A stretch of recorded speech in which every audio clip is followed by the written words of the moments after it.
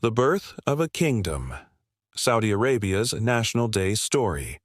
Saudi Arabia, a vast kingdom spanning across the Arabian Peninsula, celebrates its National Day every year on September. But why? What makes this day so significant for the nation?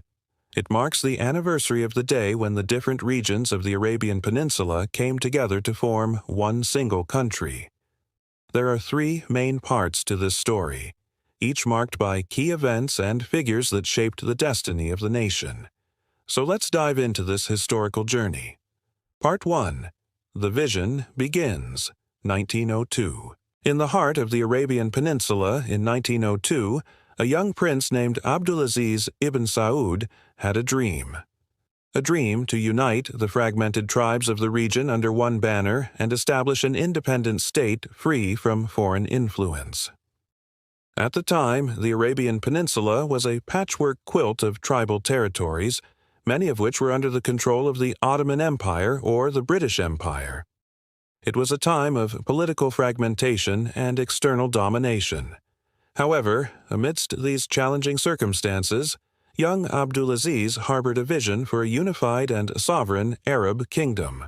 With determination and ambition, he led his followers in reclaiming Riyadh, the ancestral capital of his tribe, the House of Saud, which had been seized by rival forces. This marked the starting point of his lifelong quest to unite the Arabian Peninsula and establish what would become known as Saudi Arabia. You see, Riyadh was more than just a city. It represented the cultural, historical, and spiritual heartland of the Arabian Peninsula. Retaking it was not just a military victory, but a symbolic reclamation of their cultural heritage. From this moment, the House of Saud began to rebuild its power base and influence, and it was here in Riyadh that they laid the foundations for the future kingdom. With Riyadh as their stronghold, the House of Saud began a relentless campaign to expand their territory and influence over the surrounding regions. It was a long and arduous journey. They faced fierce resistance from rival tribes and external forces that sought to maintain the status quo of political fragmentation. But the young prince was undeterred. He pursued a strategy of both military conquest and diplomatic negotiations, forging alliances with various tribal leaders and sheikhs to bring them under his banner. Part 2. Years of Struggle, 1902–1932. As the years went by, King Abdulaziz gradually extended his rule over the different regions of the peninsula. One of his notable victories was the capture of Jeddah in 1916, which gave him control over the holy cities of Mecca and Medina. These religious centers were not just significant from a religious perspective, but also held immense political importance. By 1919, much of the Arabian Peninsula was united under the banner of the House of Saud, but the task was far from complete. There were still pockets of resistance, particularly in the eastern region of the peninsula where the British had established a firm foothold. In fact, during this time, the British controlled Bahrain, Kuwait, and even had military bases in other parts of the eastern region. Moreover, the Ottoman Empire still had a lingering presence in some areas. Faced with these challenges, King Abdulaziz adopted a strategy of gradual consolidation and diplomacy.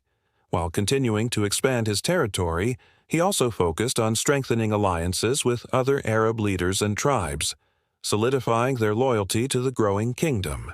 At the same time, he began laying the groundwork for a formal declaration of independence, seeking international recognition for the newly unified Arab lands. It was a period of immense challenge and struggle, but also of remarkable achievement.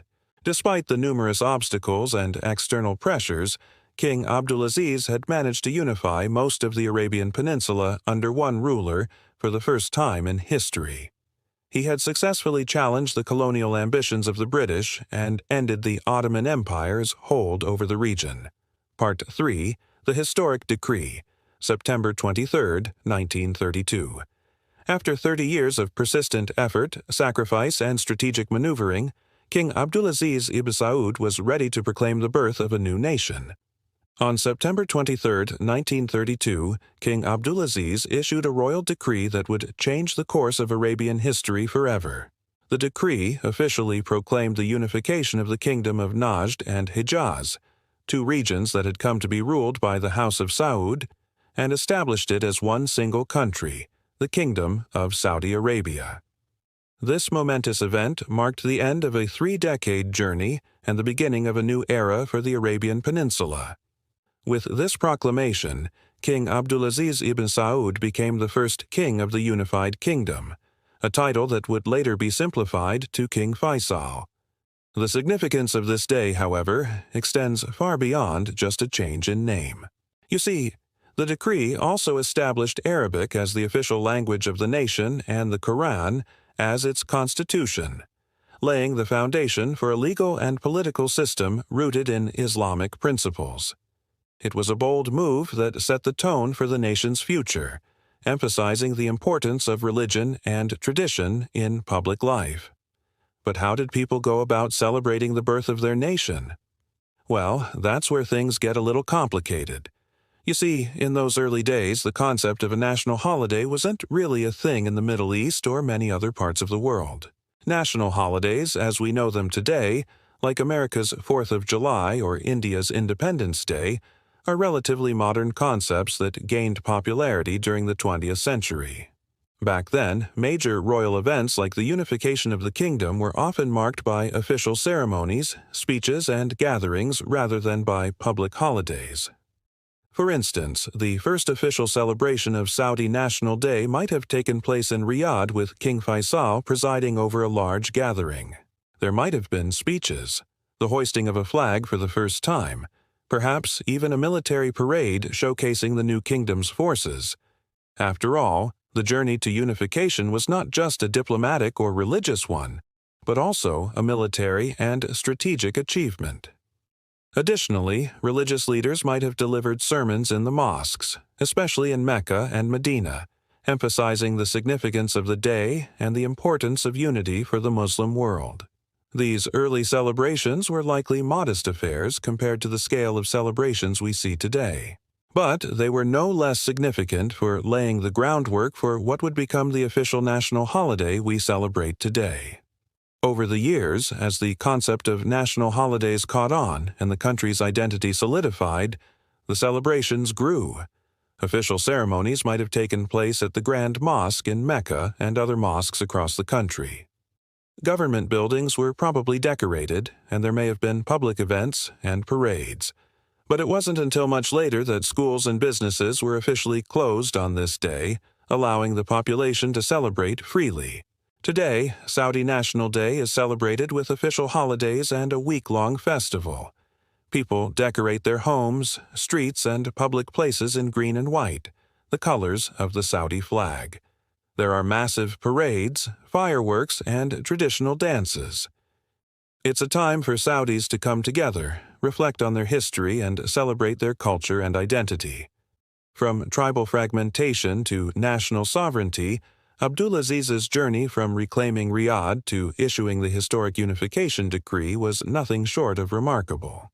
He and his successors had to navigate complex tribal politics, religious sensitivities, and external pressures, demonstrating not just military prowess, but also diplomatic skill and resilience. The challenges they faced were immense, from rival tribes and external powers to the complexities of uniting a region with diverse cultural and religious traditions. But they managed to forge ahead, driven by a vision of a united, independent Arab state. Their efforts bore fruit in the form of a stable and prosperous kingdom that has stood the test of time. However, the legacy of this day goes beyond the borders of Saudi Arabia. You see, the unification of the Arabian Peninsula inspired other Arab nations to seek independence from colonial rule and forge their own paths to self-determination. It became a symbol of pan-Arabism, an ideology that calls for the unity and solidarity of the Arab nations. Furthermore, the establishment of the kingdom as legal and political system based on Islamic principles provided a model for other Muslim-majority countries seeking to balance modernization with religious values. So every September, when the Kingdom of Saudi Arabia celebrates its National Day, it's not just a day of national pride. It's a tribute to the vision and perseverance of a young prince who dared to dream of a united Arabia. It's a reminder of the rich history and cultural heritage of the nation and an inspiration to other nations around the world. Thank you for watching this episode. If you enjoyed it, please don't forget to share your thoughts in the comments section below. Your feedback is very important to us and helps us make better videos for you. Also, if you haven't already done so, please subscribe. We have lots of exciting content coming up that you won't want to miss out on. Thanks again for watching, and we'll see you next time.